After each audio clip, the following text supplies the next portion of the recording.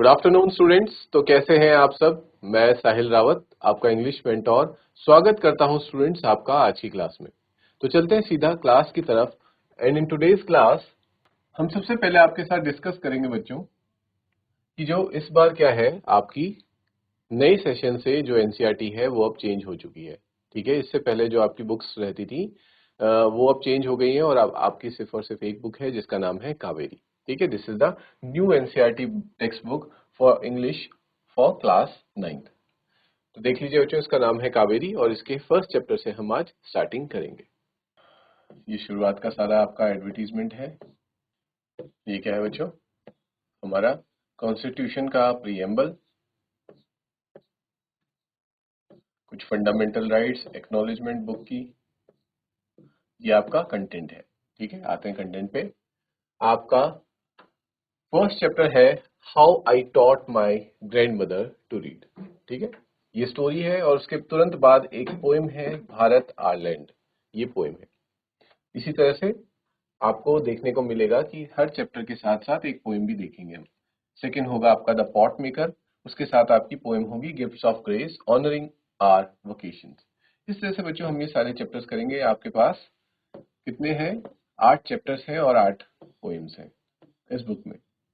तो बहुत ही अच्छी बुक है ये, बहुत ही बेहतरीन बुक है, काफी अच्छी स्टोरीज हैं इसमें। तो स्टार्ट करते हैं अपनी फर्स्ट स्टोरी के साथ जिसका नाम है how I taught my grandmother to read. इसका अर्थ है कि मैंने अपनी दादी को, या फिर नानी या दादी जो भी ले सकते हैं आप, को पढ़ना कैसे सिखाया। ठीक है, ओके। यहां से हमारा स्टोरी का फर्स्ट पार्ट स्टार्ट होता है। और मैं आपको बता दूं बच्चों, जो इस स्टोरी की जो ऑथर है, she is Sudha Murty. Clear, कौन है, सुधा मूर्ति। तो कहानी शुरू होती है जहां पे ऑथर बताती हैं, when I was a girl of about 12, जब मैं 12 साल की एक छोटी बच्ची थी, I use to stay in a village in north Karnataka. मैं एक गांव में रहती थी जो कर्नाटका के उत्तरी भाग में है, नॉर्थ पार्ट में है, विद माई ग्रैंड पेरेंट्स, और अपने ग्रैंड पेरेंट्स के साथ में वहां रहती थी। Those days the transport system was not very good। उन दिनों में जो ट्रांसपोर्ट सिस्टम है, यातायात का जो साधन है, वो बहुत अच्छा नहीं था। So we used to get the morning paper only in the afternoon। और इस वजह से जो अखबार मॉर्निंग में आना चाहिए, सुबह को आना चाहिए, वो कब तक पहुंचता था, वो दिन तक पहुंचता था। The weekly magazine used to come one day late। और जो साप्ताहिक पत्रिकाएं, मैगजीन्स आती हैं, वो भी एक दिन लेट आया करती थी।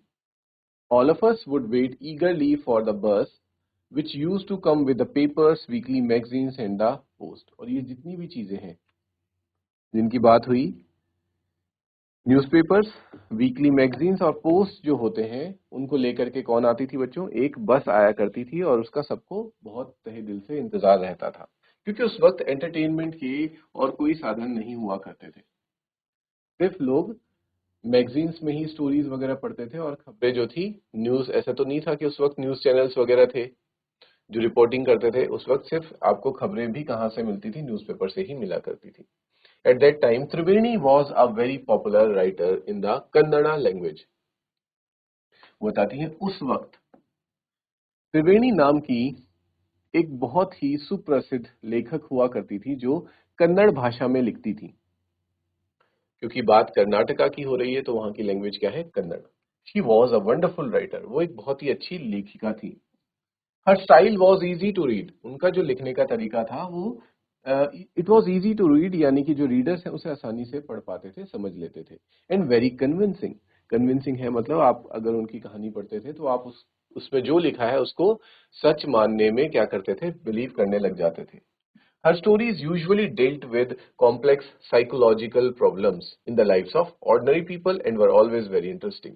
उनकी जो कहानियां हुआ करती थी, जो कहानियां वो लिखती थी, वो ज्यादातर कहानियां किस पे निर्धारित होती थी, साइकोलॉजिकल प्रॉब्लम्स। साइकोलॉजिकल प्रॉब्लम्स क्या है बच्चों, वो समस्याएं जो जिनकी उत्पत्ति हमारे मन से हो रही है। ठीक है, जिन्हें हम कह सकते हैं मनोवैज्ञानिक समस्याएं। और ये समस्याएं सबके साथ रहती हैं, हर ऑर्डिनरी लोगों के साथ ये रहती हैं, बट हम लोग उनको क्या करते हैं, नजरअंदाज कर देते हैं, इग्नोर कर देते हैं। जानते हुए भी कि ये एक समस्या है। और जब कभी भी कोई राइटर ऑर्डिनरी लोगों से रिलेटेड कोई चीज लिखता है जो कि आम जनमानस को क्या कर पाती है, टच कर पाती है, उसके उनको उनसे लोग रिलेट कर पाते हैं, तो वो कहानियां हमेशा कैसी रहती हैं, बहुत इंटरेस्टिंग रहती हैं और लोग उनको पढ़ना चाहते हैं। अनफॉर्चुनेटली फॉर कन्नड़ लिटरेचर, लेकिन कन्नड़ लिटरेचर का साहित्य, कन्नड़ साहित्य का ये दुर्भाग्य था कि शी डाइड वेरी यंग, कि वो जो राइटर थी जिनका नाम क्या था, त्रिवेणी, उनकी बहुत ही कम उम्र में क्या हो जाती है बच्चों, मृत्यु हो जाती है। इवन नाउ आफ्टर 40 years, यहाँ पे राइटर बताती हैं सुधा मूर्ति कि आज के वक्त तक इस बात को 40 साल हो चुके हैं। People continue to appreciate her novels, लोग अभी भी उनकी लिखे गए साहित्यों को, नॉवेल्स को पढ़ते हैं, उपन्यास पढ़ते हैं उनके द्वारा लिखे हुए। One of her novels called Kashi यात्री, इसी तरह से उनकी कई नॉवेल्स में से एक नॉवेल का नाम क्या था, याद रखेंगे, Kashi Yatri. Was appearing as a serial in the Kannada weekly करमवीरदन, और वो कैसे आया करती थी, एक सीरियल की तरह। अब इस सीरियल को आप वाला सीरियल मत समझ लेना जो आप लोग टीवी पे देखते हो। तो क्या होता था बच्चों, क्योंकि उस वक्त नॉवेल्स वगैरह का उतना प्रचलन नहीं था, उपन्यासों का उतना प्रचलन नहीं था, जैसे आज की डेट में हम लोग क्या करते हैं, मार्केट में जाके नॉवेल्स हमें इजीली मिल जाती हैं, नॉवेल्स लिखी रहती हैं। उस वक्त के जो राइटर्स होते थे बहुत ही कम, जो बहुत फेमस, बड़े लेवल पे फेमस होंगे, उन्हीं की नॉवेल्स जो है पब्लिश होती थी। बाकी लोग क्या करते थे, अपनी नॉवेल्स का छोटा छोटा हिस्सा स्मॉल स्टोरीज में, मतलब हम कह सकते हैं पूरी नॉवेल को क्या करते थे, पार्ट वाइज डिवाइड कर देते थे, और हर हफ्ते जो मैगजीन आती है उसी में एक छोटा सा पार्ट उस कहानी का आया करता था। और मान लीजिए कि आपने कहानी शुरू करी, तो उस कहानी के एक दो पेज आप आज पढ़ेंगे और फिर आपको पूरे वीक वेट करना पड़ेगा, पूरा सप्ताह वेट करना पड़ेगा कि कहानी में आगे क्या होगा। तब जाके नेक्स्ट मैगजीन आएगी और फिर आप उसमें देखेंगे कि नेक्स्ट उसमें एपिसोड में या नेक्स्ट सीरियल में क्या होता है। इस तरह से लोगों को उस नोवेल को पढ़ने के लिए क्या करना पड़ता था, पूरे वीक का वेट करना पड़ता था, और धीरे धीरे करके वो स्टोरीज लोगों तक पहुंचती थी और तब जाकर के वो कंप्लीट होती थी। तो एक साथ पूरी नोवेल नहीं होती थी, मैगजीन में कुछ एक छोटे से कॉलम में वो कहानी आया करती थी। समझ गए बच्चों? उस मैगजीन का नाम क्या था? उस मैगजीन का नाम था करमवीर, जिसमें ये काशी यात्री नाम की कहानी आया करती थी। इट इज द स्टोरी, अब बता रहे हैं कि ये कहानी आखिर थी किस बारे में। तो ये कहानी थी एक ओल्ड लेडी की, एक बूढ़ी औरत की, एंड हर आर्डेंट डिजायर यानी कि बहुत तीव्र इच्छा, टू गो टू काशी, कि वो काशी जाना चाहती थी, जिसे हम आज की डेट में वाराणसी कहते हैं। ठीक है, आप सभी को पता है बच्चों, बनारस, ठीक है, जहाँ पे गंगा मैया का क्या है, घाट है, सुप्रसिद्ध, एक बहुत ही फेमस घाट है, वो बहुत फेमस जगह है। Most Hindus believe that going to Kashi and worshipping lord Vishweshwara, वहां पे लॉर्ड विश्वेश्वरा का मंदिर है, वहां जा करके अगर कोई पूजा करेगा तो उसे क्या मिलेंगे, पुण्य मिलेंगे, और वो अपने पाप के कर्मों से क्या हो सकता है, बाहर निकल सकता है। This old lady also believe in this, और जो ये ओल्ड लेडी है वो भी इस मान्यता में विश्वास रखती थी। And her struggle to go there was described in that novel, और किस तरह से उसे संघर्ष करना पड़ता है काशी पहुंचने के लिए, वही सारा संघर्ष इस नोवेल में लिखा है। In the story there was also a young orphan girl, और इस कहानी में एक दूसरा पात्र होता है जो होती है एक छोटी सी, सॉरी, यंग यानी कि एक बहुत ही नौजवान ऑर्फन गर्ल, एक गर्ल जो कि क्या है, अनाथ है। Who falls in love but there was no money for the wedding, जिसे कि किसी व्यक्ति से प्यार होता है, पर क्योंकि वो एक ऑर्फन है, अनाथ है, तो उसके पास क्या नहीं है बच्चों, पैसे नहीं है, और वो उससे शादी नहीं कर पाती, विवाह नहीं कर पाती। इन द एंड, और आखिर में क्या होता है, the old lady gives away all her savings without going to Kashi. Old lady की मुलाकात उस लड़की से होती है, वो उसकी कहानी को समझती है, और फिर जो पूरे जिंदगी भर उसने पैसे जमा किए थे काशी जाने के लिए, उन पैसों से वो उस लड़की की शादी करवा देती है और काशी जाना कैंसिल कर देती है। शी सेज, और वो कहती है, the happiness of this orphan girl is more important than worshipping lord Vishweshwara at Kashi, कि मेरे लिए लॉर्ड विश्वेश्वर की काशी जाकर पूजा करने से ज्यादा इम्पोर्टेंट, ज्यादा महत्वपूर्ण मुझे अभी ये लगता है कि मुझे इस लड़की को उसकी जो खुशियां हैं वो देनी चाहिए। ठीक है, उसकी हैप्पीनेस ज्यादा मैटर करती है इस बात से कि मैं काशी जाऊं और लॉर्ड विश्वेश्वर की पूजा करूं।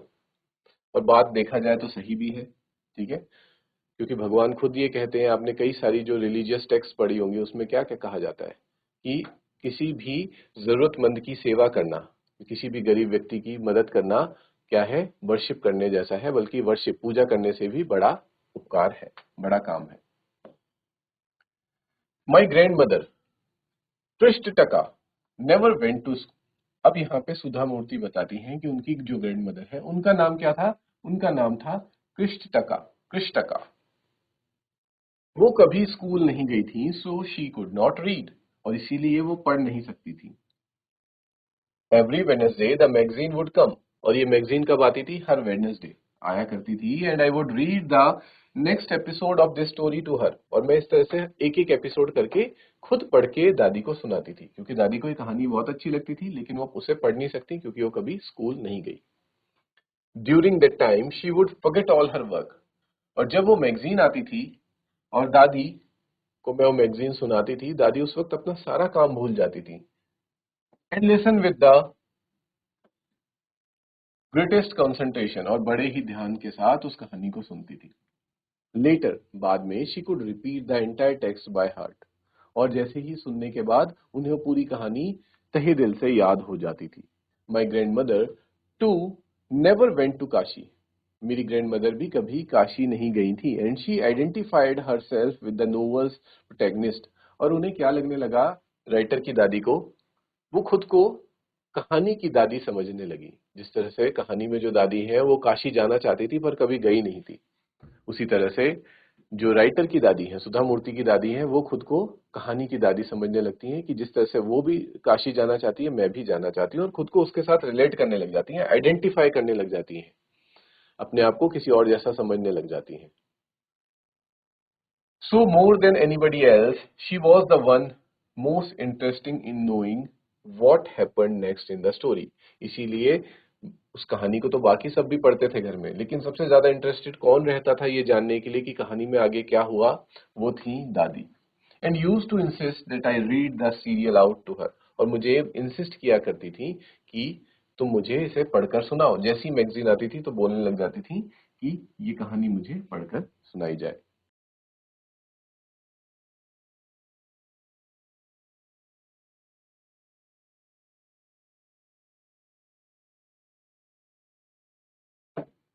आगे कंटिन्यू करते हैं। After hearing what happened next in Kashi Yatri, she would join her friends at the temple courtyard where we children would also gather to play hide and seek. और कहानी पढ़ने के बाद, कहानी सुनने के बाद कि काशी यात्री वाली नोवेल में क्या होता है, उसके बाद वो क्या करती थी दादी, अपने दोस्तों के साथ टेम्पल जाती थी, मंदिर चली जाती थी, उसके आंगन में बैठ करके वो लोग क्या करते होंगे, भजन कीर्तन वगैरह किया करते होंगे, और बाकी बच्चे भी वहां क्या करते थे बच्चों, इकट्ठा हो जाते थे और छुपन छुपाई खेला करते थे। हम देख सकते हैं इस इमेज में कि यहाँ पे सारी जो जितनी भी ग्रैंड मदर्स हैं, जितने भी बच्चे हैं, उनकी जो ग्रैंड मदर्स हैं वो इकट्ठा हो गई हैं मंदिर के बाहर, और वो बात कर रही हैं। और यहाँ पे ये हो सकता है ये जो ऑथर की ग्रैंड मदर है वो क्या कर रही हैं, वो सभी को काशी यात्री की कहानी सुना रही हैं, और पीछे बच्चे खेल रहे हैं hide and seek.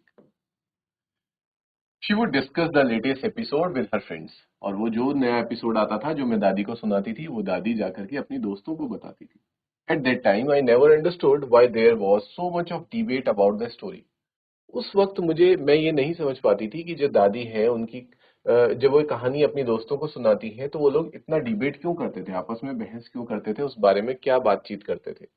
Once I went for wedding with my cousins, एक बार ऑथर कहती हैं कि एक बार की बात है, मैं एक शादी में जाती हूँ, एक वेडिंग के लिए अपने कजिन्स के साथ जाती हूँ टू द नेबरिंग विलेज, एक पड़ोस के गांव में।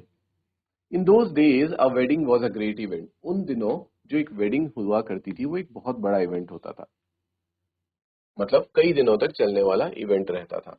We children enjoyed ourselves thoroughly, और आप सभी को पता है कि बच्चे तो सबसे ज्यादा एंजॉय करते हैं इस तरह के त्योहारों में या फिर शादी समारोह में। We would eat and play endlessly, बच्चे क्या करते थे, खेलते थे और खाते रहते थे। सेवरिंग द फ्रीडम और जो आज़ादी उन्हें मिलती है उस इन दौरान, क्योंकि बड़ों का ध्यान नहीं होता है, बड़े सब काम में लगे होते हैं, तो बच्चे अपना फुल एंजॉय करते हैं। Because of all the elders were busy, I went for a couple of days. मैं कुछ दिनों के लिए गई थी, but ended up staying there for a week. लेकिन वो ऐसा होते होते, एक एक दिन होते होते पूरा हफ्ता निकल गया। When I came back to my village, जब मैं वापस अपने गांव आई, I saw my grandmother in tears. मैंने अपनी दादी को रोते हुए देखा। I was surprised, और मैं ये देख करके बहुत हैरान हुई कि दादी क्यों रो रही हैं।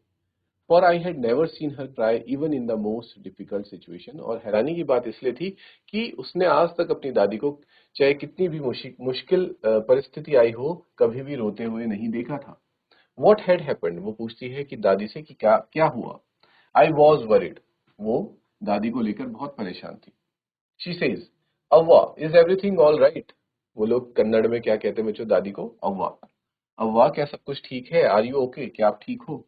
I used to call her अव्वा, which means mother, जिसका मतलब भी मदर ही होता है in the Kannada spoken in north Kannada Karnataka. क्योंकि कन्नड़ भी अलग अलग है बच्चों, जो नॉर्थ कर्नाटका में बोली जाती है वो कन्नड़ का जो है वो थोड़ा सा डिफरेंट है साउथ वाले से। She nodded but did not reply. उन्होंने अपना सिर हिलाया, बट कोई भी मेरी बात का जवाब नहीं दिया। आई did not understand and forget about it. और क्योंकि वो बच्ची ही थी, तो मुझे वो बात समझ नहीं आई और मैं उस बारे में भूल गई। इन द नाइट, रात के वक्त, after dinner, we were sleeping in the open terrace. हम लोग छत पर सो रहे थे अपने घर के।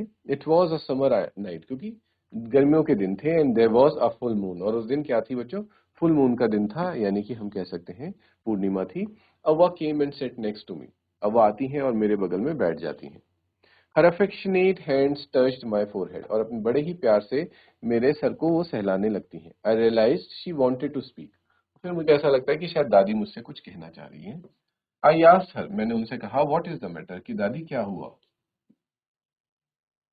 देख सकते हैं बच्चों इस पिक्चर में, ये फुल मून का डे है, चांद भी दिख रहा है, और ये लोग अपने छत पे सो रहे हैं, तभी दादी वहां पे आती है।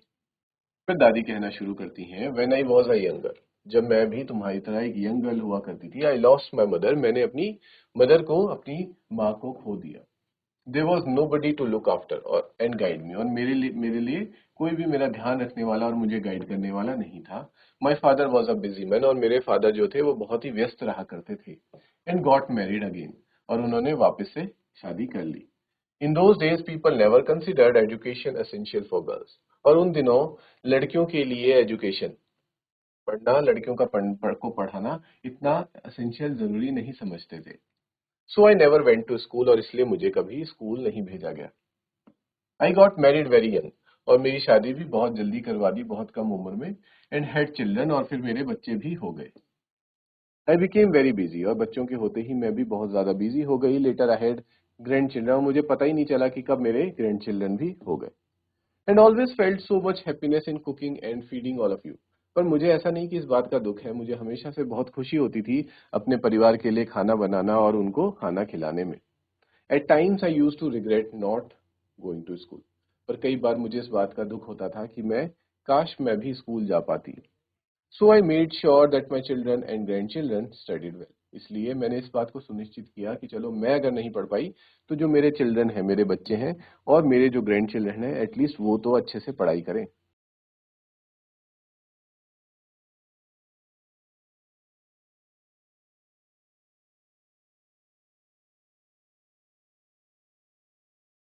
अब स्टार्ट होता है बच्चों इस स्टोरी का सेकंड पार्ट, जहाँ पे ऑथर कह रही हैं कि आई could not understand why my 62-year-old grand mother, कि मेरी 62 इयर्स की जो ग्रैंड मदर है वो मुझे ये सारी कहानियां क्यों बता रही हैं। अचानक से आज मेरी दादी को क्या हुआ। अ 12-year-old the story of her life, वो भी एक 12 साल की बच्ची को वो ये कहानियां सुना रही हैं। In the middle of the night, वो भी रात के इस वक्त। But I knew I loved her immensely, लेकिन मुझे ये पता था कि मैं उनसे बहुत ज्यादा प्यार करती हूँ। And there had to be some reason why she was talking to me, और जरूर कुछ कारण होगा इसीलिए वो मेरे से बात कर रही हैं। I looked at her face, मैंने उनके चेहरे की तरफ देखा। इट वॉज अनहैप्पी, और उनका चेहरा कैसा था? अनहैप्पी था, खुश नहीं नजर आ रही थी वो। And her eyes were filled with tears, और उनकी आंखों में आंसू थे। She was a good looking lady who was usually always smiling. वो एक बहुत ही दिखने में बहुत ही अच्छी लेडी थी और हमेशा जनरली वो स्माइल उनके चेहरे पे रहती थी। Even today I cannot forget the worried expression on her face. और अगर मैं आज की भी बात करूं तो मुझे अभी भी उनके चेहरे पे जो वरीड एक्सप्रेशन था, चिंता भरा एक भाव था, वो अभी भी याद आता है। I lean forward and held her hand. मैं आगे बढ़ी और मैंने उनके हाथ को पकड़ा। मैंने कहा, अव्वा डोंट क्राई, आप रोइए मत। व्हाट इज द मैटर, क्या मामला है? Can I help you in any way, क्या मैं आपकी कोई मदद कर सकती हूँ? इस पे अव्वा कहती हैं, yes I need your help. हाँ, मुझे तुम्हारी जरूरत है, तुम्हारी मदद चाहिए। You know, when you were away, Karmaveera came as usual. तुम्हें पता है कि जब तुम यहाँ पे नहीं थी, तुम जब वेडिंग में गई थी, तो जिस तरह से हम हर हफ्ते वेडनेसडे को कर्मवीर मैगजीन आती है, इस बार भी आई। आई ओपन्ड द मैगजीन, मैंने उस मैगजीन को खोल के देखा। I saw the picture that accompanies the story of Kashi यात्री। और सिर्फ उस काशी यात्री की क्या देख पा रही थी, पिक्चर ही देख पा रही थी। And I could not understand anything that was written, लेकिन जो कुछ लिखा था वो मैं नहीं समझ पा रही थी। Many times I rubbed my hands over the pages, wishing they could understand what was written. यहाँ पे ऑथर ये बताना चाह रही हैं कि उनकी दादी कितना ज्यादा उस कहानी में खो चुकी थी और कितना ज्यादा उस कैरेक्टर से अपने आप को एसोसिएट कर चुकी थी। जो कहानी की दादी थी उससे खुद को इतना एसोसिएट कर चुकी थी कि वो कहानी को पढ़ना चाहती थी। उनसे इतना भी वेट नहीं हो रहा था कि वो वेट करें अपनी अपनी ग्रैंड डॉटर का, कि जब वो वेडिंग से वापस आएगी तब वो उस कहानी को पढ़े। उनके अंदर वो एक्साइटमेंट थी। तो इसीलिए वो मैगजीन को, पिक्चर्स को देखती हैं, बट पिक्चर्स देख के उन्हें उतना क्लियर नहीं होता है। फिर वो क्या करती हैं, उन अक्षरों पर हाथ बार बार फेरती हैं कि शायद ऐसा करने से उन्हें कुछ समझ आ जाए। बट ऐसा नहीं होता। But I knew it was not possible if only I was educated enough. फिर वो कहती है कि अगर मैं भी पढ़ी लिखी होती, I waited eagerly for you to return, तो मैं शायद उसे समझ पाती। इसलिए मैं तुम्हारा इंतजार करती रही कि तुम कब वापस आओगी। I felt you would come early, मुझे लगा तुम शायद जल्दी आ जाओगी। एंड रीड फॉर मी, और मुझे ये कहानी पढ़कर बताओगी। I even thought of going to the village and asking you to read for me. और एक बार तो मेरे मन में ये भी आ गया था कि मैं जहां पे तुम गई थी, जिस विलेज में, वहां आऊं और फिर तुमसे कहूं कि मुझे इसे रीड करके बताओ। इज इट क्लियर बच्चों यहां तक?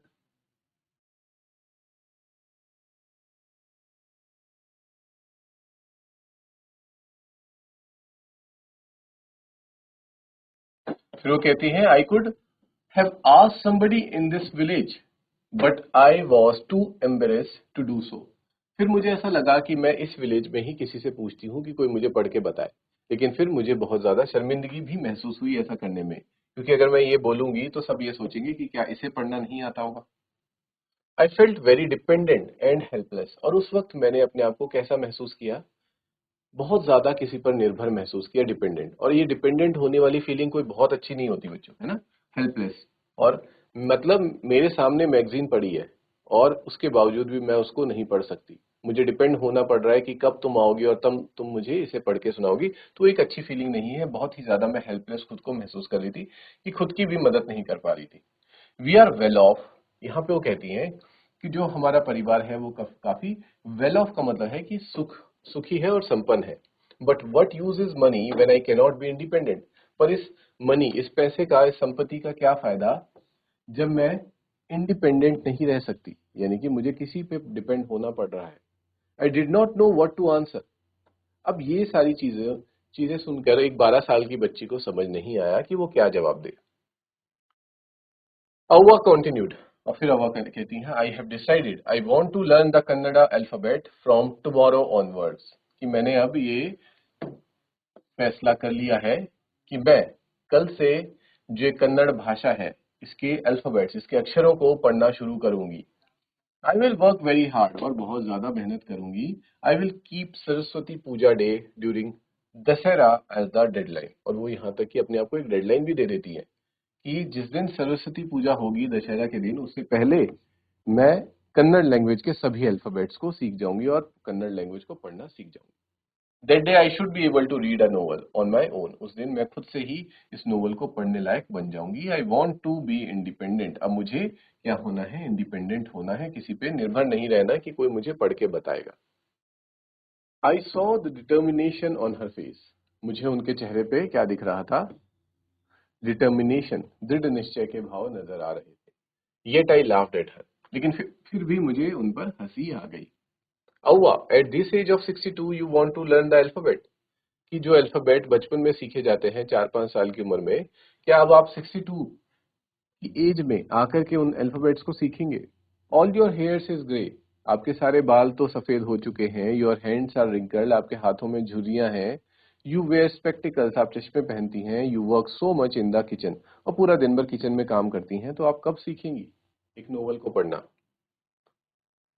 Childishly I made fun of the old lady, जिस तरह से बच्चे हर सीरियस सिचुएशन में भी क्या कर लेते हैं, मजाक कर लेते हैं, ठीक है, मजाक बना देते हैं। तो ऐसी सिचुएशन में वो कहती हैं चाइल्डिशली, बच्चे की तरह मैंने भी उनका मजाक बनाया। बट शी जस्ट स्माइल्ड, लेकिन उन्होंने और कुछ नहीं किया, सिर्फ थोड़ा सा स्माइल किया। For a good cause if you are determined you can overcome any obstacle, वो कहती हैं कि अगर तुम किसी अच्छे कार्य के लिए डिटरमाइन हो, निश्चय कर लेते हो, तो तुम सभी मुसीबतों को, सभी तुम्हारे सामने जितने भी ऑब्स्टेकल्स आते हैं, कठिनाइयां आती हैं, उन्हें पार करने की तुम्हारे अंदर हिम्मत होती है। I will work harder than anybody, मैं बहुत ज्यादा मेहनत करूंगी, but I will do it, लेकिन मैं इसे करके रहूंगी। For learning there is no age bar, क्योंकि सीखने की कोई उम्र नहीं होती। ठीक है बच्चों, यहाँ तक क्लियर है सभी को कहानी?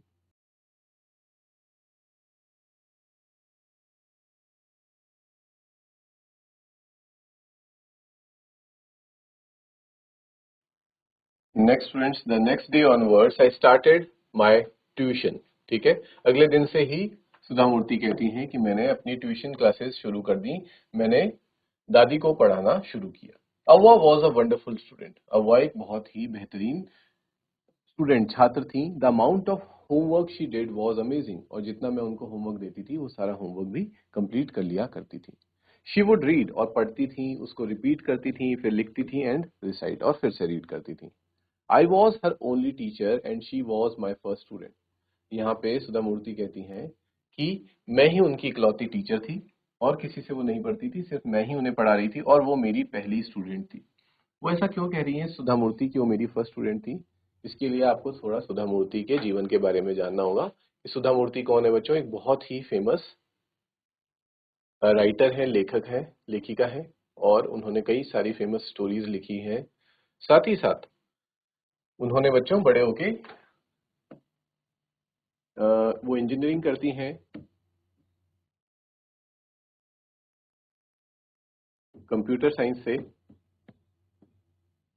और फिर उसके बाद वो एज अ टीचर बहुत बड़े बड़े इंस्टीट्यूट्स, ना सिर्फ इंडिया में बल्कि जैसे आपके आईआईटीज हो गए, और बल्कि बाहर के भी, विदेशों के भी बड़े बड़े इंस्टीट्यूट्स में वो लेक्चर्स देती हैं। तो इसलिए वो कह रही हैं कि ये उनकी फर्स्ट स्टूडेंट थी। तो सोचो, वो उनके अंदर ये टीचर वाली क्वालिटी बचपन से ही थी। उनकी पहली स्टूडेंट एक 62 ईयर ओल्ड लेडी उनकी ग्रैंड मदर थी, और उसके बाद भविष्य में उन्होंने बहुत सारे स्टूडेंट्स को भी पढ़ाया। ठीक है, और यही वो सुधा मूर्ति हैं जिनकी बाद में शादी किसके साथ होती है बच्चों? इन्फोसिस, जो आपने एक कंपनी सुनी होगी, बहुत ही बड़ी आईटी कंपनी है, उसके जो मालिक हैं नारायण मूर्ति, उनके साथ इनकी शादी होती है। और इन्हीं इन्हीं की जो डॉटर है, उसकी मैरिज किसके साथ होती है? जो यूनाइटेड किंगडम के फॉर्मर प्रेसिडेंट थे, ऋषि सुनक, ठीक है, उनके साथ उनकी वेडिंग होती है। तो काफी फेमस पर्सनैलिटी है सुधा मूर्ति। तो स्टूडेंट्स, आज हम चैप्टर को यहीं तक रखेंगे, बाकी हम नेक्स्ट क्लास में कंटिन्यू करते हैं। Till then, take care, have a good day, and thank you students.